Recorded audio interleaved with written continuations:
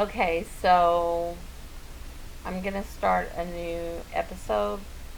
This is my podcast, Losing Touch with Reality. It's the second book in my series, um, Life Beyond Silence. I've already done the first book, Not a Victim, a Survivor. And I appreciate anyone that's listening. I just want to tell my story. I just want to think that anyone that's going through hardships the way I have, it helps maybe to know that you're not the only one and that you're not alone in this world. When I went through everything that I have been through in my life, I I didn't have anyone. I could tell people and they could say whatever about any kind of experience or whatever, but nobody ever knew my whole life. And I wrote my first book in 92, and then I followed it up with my second book and my third book, and there's 3 books in the series, of course, Life Beyond Silence. But just so you know, if you hear fireworks, it's July 4th. I'm trying to get 2 episodes out. This is my 3rd episode in the podcast, Losing Touch with Reality. So, going back to what I was talking about, at the time it was like let's say 94, maybe even 1995. I'm not really for sure. I'm thinking that it was more so 1994. But I had gone back to Kentucky to see my oldest and for her to see her siblings. And I had my 3 children plus an extra child that was my middle daughter's best friend. And we had driven from Louisiana to Kentucky. And as I was saying, it was overall a good visit for my children, but not necessarily the greatest visit for me. I was trying to not, reach out and want to hug or talk directly to my oldest because she was staying away from me, and my mother had told me basically that she had a lot of emotional issues with me having left, and it would be better if I didn't try to contact her or push her to contact me with any contact, like talking or hugging or anything.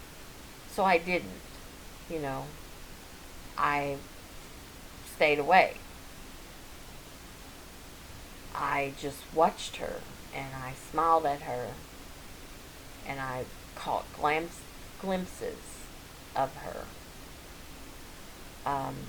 But I let her have her space because I knew I had made a mistake, and I knew that if she was having any kind of emotional problems, I didn't want to make them worse. I just wanted her to be able to see me and know that I was her mom and know that I had brought her siblings up there to see her and just have a normal visit. But it wasn't a normal visit. It was just proving again that my family was very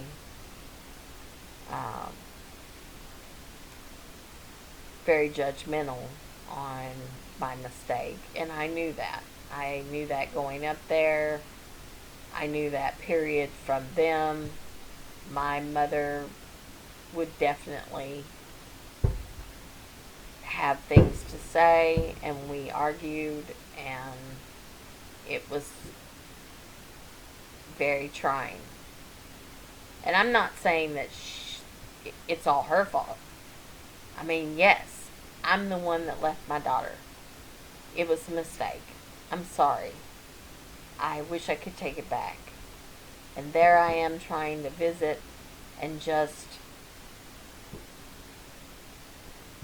enjoy what little time I had. And of course I can't. You know. Over the years, I've accepted that my family told my oldest, your mother left you for a man. She doesn't deserve you. She'll never deserve you. She's fucked up her entire life. And she's a terrible mom. I accepted that. And for years, she was told that. You know, my sister now says, oh, I'm sorry that I had a hand in that. You know, you didn't deserve everything that was said about you.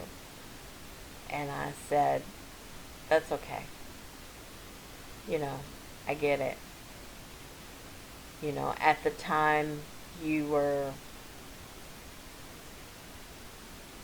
the good one. At the time, you were listening to my mother, and my mother was the one that was the matriarch of the family. You know, at the time, my mother was the matriarch of our family.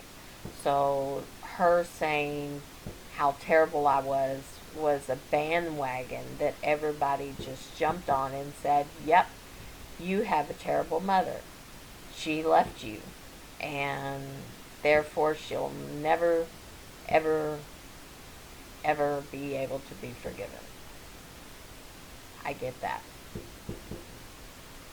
And now, years later, my sister wants to say she was wrong for jumping on that bandwagon because my mother shouldn't have said all those things and twisted the mind of my oldest daughter. I'm not saying I didn't deserve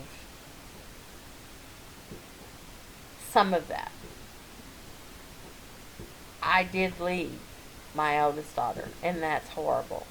But I believed with all my heart, surely they could say to her,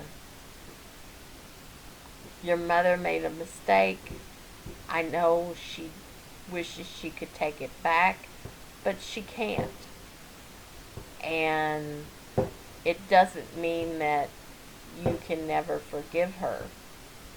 It doesn't mean that she doesn't love you. That's the thing I thought people would say. I know your mother loves you. She just made a mistake that she can't take back.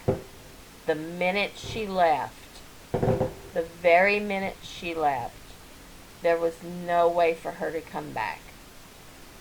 Because she knew that your dad would never allow her to be around you, to visit you. And here I was visiting her. And I guess I thought that, yeah, I made a terrible mistake. And yeah, I wish I could take it back. But surely people that loved me, my own family, would tell her, your mom makes mistakes, but I know she loves you. I know for a fact that she loves you and wishes that she could undo it. But it wasn't like that. According to my sister, they told her that I was unworthy and that she didn't have to talk to me, that she didn't have to understand that there could be any contact. You know, it was basically, you know, she made a mistake and she's not ever going to be forgiven. And that has played into a lot over the years. I won't try to like be a psychologist and think that I can give any kind of um, response to how this all played out, because I can't. I can't seriously give any kind of answer to this dysfunction. I can't. Other than I tried to accept it. I tried to think that it was just going to be this way. And I didn't want my oldest to hurt or to have to deal with having some kind of relationship with me if she didn't want to. I just didn't want to pressure her in any way. That I did listen to. When my mother said she was having, or it would cause her emotional distress to have any kind of contact with me, I did try to respect that and just be in her presence when I could. Anyway, I told you that part of the story because I didn't tell that in the last episode, but I just went back to Louisiana, went back to our little life at a trailer park, just trying to be as normal as possible. Phil had started playing paintball, which I don't know if any of you all know what that is, but I'd never heard of it, but it was popular back in the day. I don't know how popular it is now, but it used to be very popular. And Phil started playing paintball, and he would do that, and we were doing okay in Louisiana. We were managing. Phil's mom got sick when we were in Louisiana, and we got word that she had lung cancer. And I told Phil, you know, it's your mother, and she is alone because her and her husband had divorced years ago, and her husband was just down the road from us and was remarried. But I told Phil, I said, she's in Ohio where you were raised, and she's alone. You have to go get her and bring her here. She has lung cancer and it will be on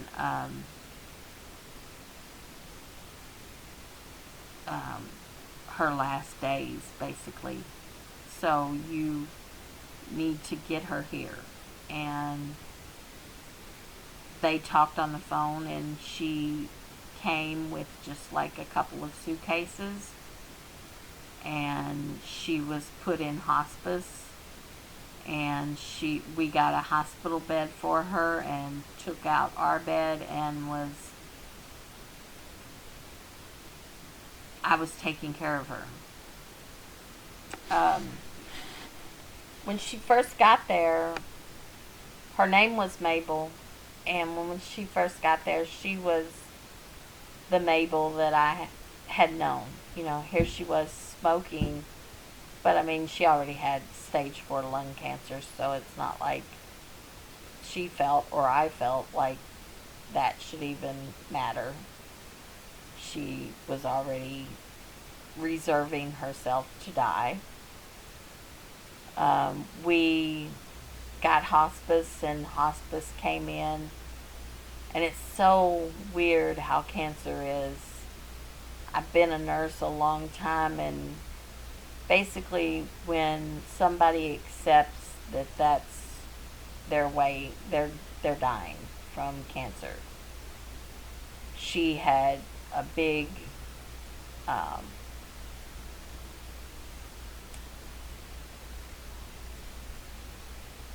she had a big hill to climb, basically, and she had to decided, which was the right decision, not to do anything. She was elderly, she was sick, she didn't want any more pain than she already had.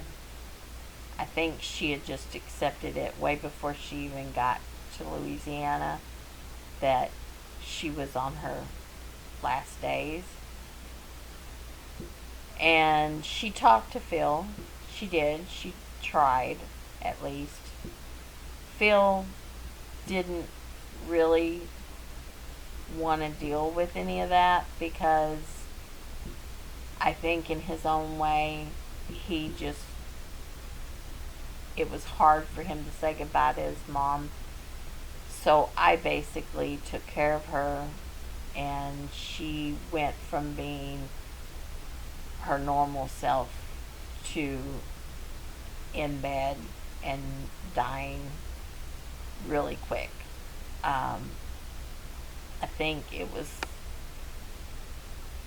maybe about 3 months, maybe, that she was in our care. She told me that she had a lot of demons that she kept secret. She told me that, that Phil was everything to her, and that she had accepted her time to go, but she was scared. And I told her, I'm scared of death too. And still to this day, it's not like I don't believe I'll go to heaven. It's not like I don't believe my grandfather is watching over me. But death itself scares me. And it scared her. And I remember when she started sleeping a lot because of the cancer, and she was slowly letting herself go, she would say, "Get them away from my bed." And I was like, who?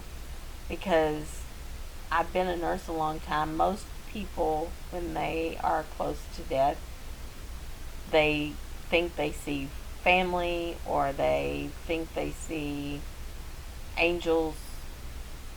But my mother-in-law at the time, when she was dying, said that she saw people dressed in black, and that they were around her bed, and she didn't want them to be, and she was scared.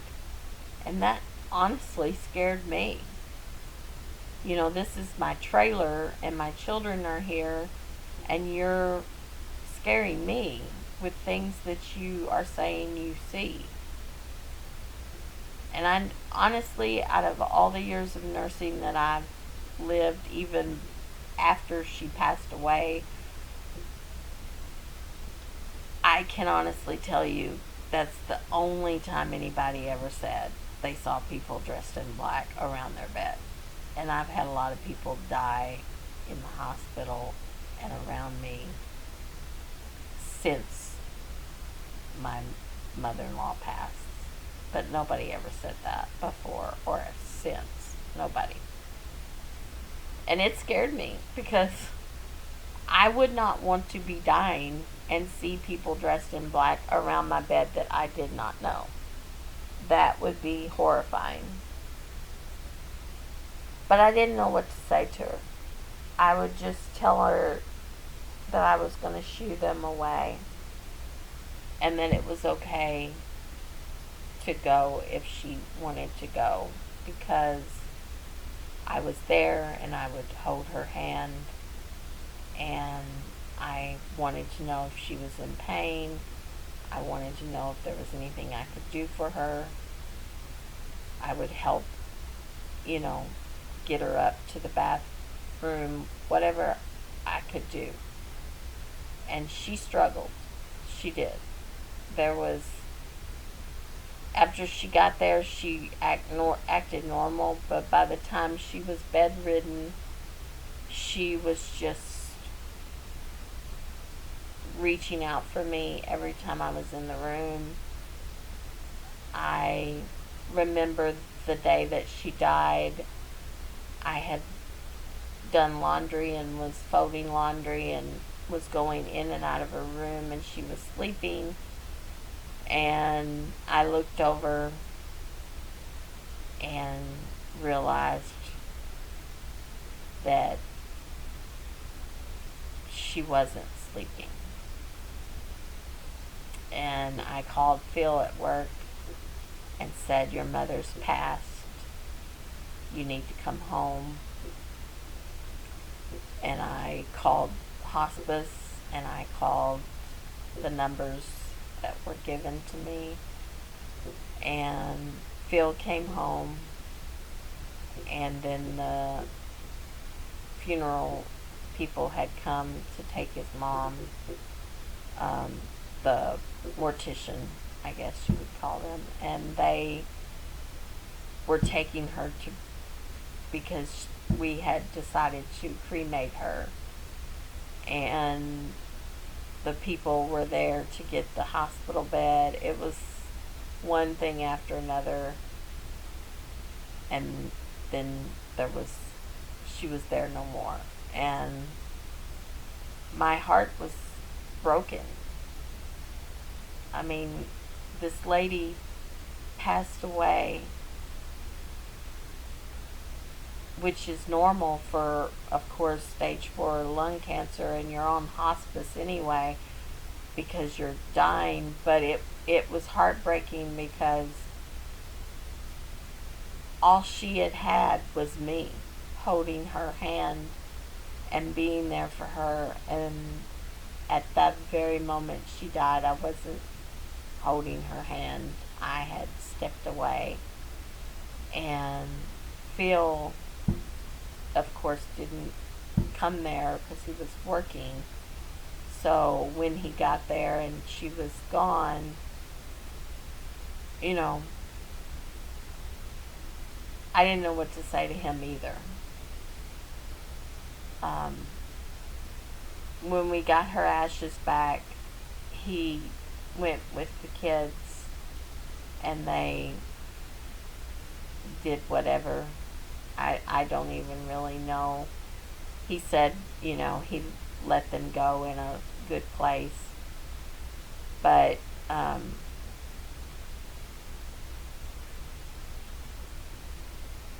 don't really know how that must feel, because both of my parents, even to this day, and I'm quite a bit older now, they're still alive. They're still alive and they're still kicking. But I haven't lost one of my parents. And over the years, Phil has lost both of his adopted parents. And he knows very little, if any, of his real parents. And I don't know how that feels. Because I can still talk to my parents. And even as dysfunctional as my family was over the years, I do still talk to them. To this day, I talk to both of them. When it comes to my father, I, over the years, forgave him for everything, because I was a fuck up. I should have listened. There's lots of things I wish I could have, should have done. Lots. And I do have good memories and I have bad memories, but I've chosen to just, we don't discuss them. You know, we don't talk about the past. We just kind of move on, and it's been okay with my dad over the years. I know that he was very judgmental on lots of things that I have, lots of choices I made, I'll put it that way. But at least we stayed in contact. My mother, I don't really know, other than to say my mother is my mother. And when I went through therapy, years later after writing my books, when I went through therapy, my therapist said, you know, toxic families there are times where you just need to break away from that. If it causes you more pain or heartache, you're grown. You don't have to talk to them anymore. Whether it's just your mother you decide to not talk to, or whether it's both of them, you can make the break and just not speak to them. But they're my parents. And I am much closer to my dad now than I ever was. My mother, I always still called her. No matter what she said or what she spewed from her mouth, I always still called her.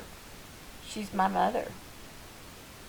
And I have memories that are good. I have memories that are bad. And I guess I try to focus on the good. Sometimes I'll remind her that she was always a great cook, and that I always have fond memories of some of the stuff that she fixed. And sometimes we'll talk in a normal way. We won't bring up my oldest daughter. We won't bring up the past. And sometimes it seems okay. And then at times it will go from good to really bad. And I will end up hanging up the phone. Not hanging up on her, but just saying, I gotta go. But she has carried judgment against me for years, and will probably always have a lot to say when she wants to say it. That's just my mother, and I've accepted it. And I still have contact with her. I love her. She's my mother. But she is toxic. And she does or will never forgive me for so many things. And I've just accepted that. So, getting back into the story, there I am in Louisiana. We're doing okay. We're making it work. And um, everything seems to be okay, basically. Um, I have fond memories of Louisiana. The the family that my middle daughter had gotten close to, I had also gotten close to, and we were good friends. And I won't divulge anything from that time with knowing her. I knew her situation and things in her life, and she knew my situation, but we were very close. And one day, Phil said that his friend in Alabama had urged him to move to Alabama if we wanted to. That there was um, a growing paintball thing there, and Phil could uh, find work. Um, I guess he had like connections there. And when Phil first said it, it was like, and it would get you closer to your oldest daughter. And I put two and two together real fast, and I said, yeah, that might work. You know, we could move to Alabama, and I would be 4 hours away instead of like a long way. I would be just 4 hours away, and it would be easier for me to travel and go see her, and maybe make a better connection with my oldest daughter, and maybe we could at least have contact more often. So it seemed a viable answer. You know, we had been in Louisiana for a while. Things were going okay. We had been back to visit. It just seemed like maybe things could work out where I could see her more often, and her sibling could see her more often. And yet we would be 4 hours away, and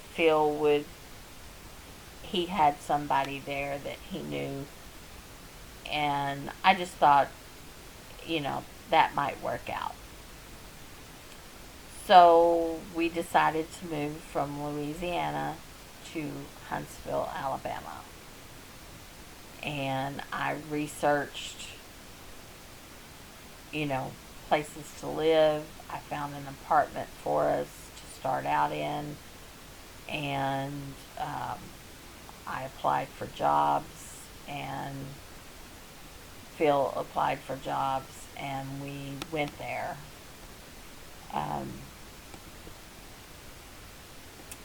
We got there in the middle of the night in Huntsville, and I think at the time things had been going pretty good, and I think we were optimistic, especially me, that we would make a good transition from Louisiana to Huntsville. I'm gonna stop this episode at this point because I feel like in the book I didn't say enough about Louisiana.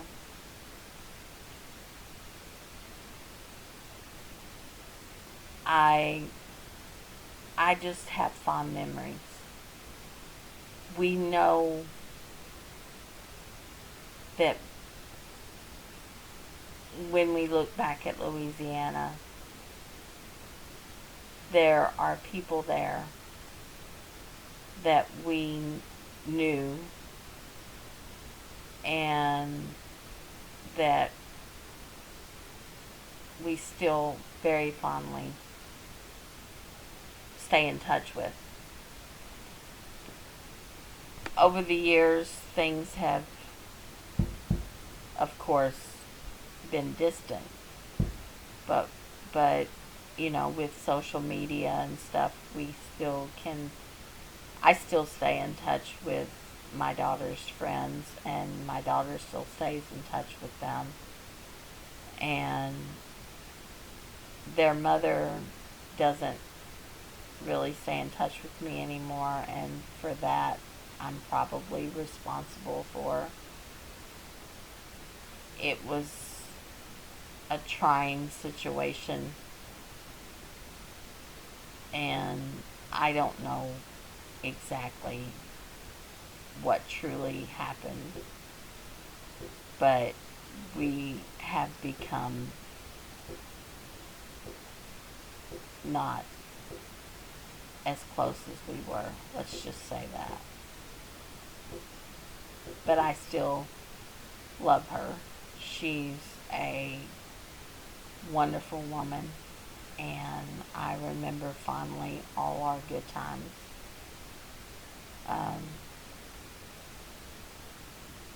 Her 3 girls,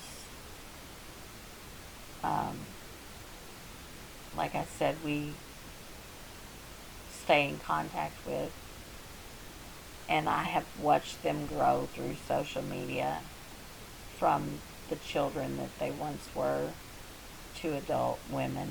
And even my daughter, that they are her friends. She's, of course, an adult now. Sadly, I do want to say that, and this isn't in the book, but they lost their daughter, and she's passed, one of their daughters, the oldest. And I can't even imagine how traumatic that must have been for them. I remember I cried constantly the day I heard it. It was my daughter's best friend and the one that went with us to Kentucky. And she's now gone from this world. And I just can't imagine what that's like to lose a child. I won't say any more, especially since I respect them. The whole family was wonderful to us. And I hope they know how much they meant to us in every way possible when we were in Louisiana. And they've stayed in touch with us, and I appreciate that. I've loved watching them all grow to be beautiful women, and they have children now just like my own children. Everybody grows up, right? But like I said, I am going to stop here. But I do want to say that Louisiana was wonderful. I have a lot of fond memories of the school system, of our life there, of our memories there. And I just wanted to throw that in because possibly not as much was said in the book. But the book will be available on Amazon in the future. I want to get through this podcast and The reason why I never put it on Amazon as of yet is because I feel like losing touch with reality was a difficult book to write. I was going through a lot. Not that I didn't go through a lot in the first book, but in the second book, I was digging a deeper hole for myself at almost every turn. And you're going to listen to it and you're going to make your own mind up about my memories, about my life. But I will say, it is what it is. You know, there's nothing I can do about it. I made a huge mistake at every turn. That's all I have to say. I hope you continue listening, and I will talk to you later.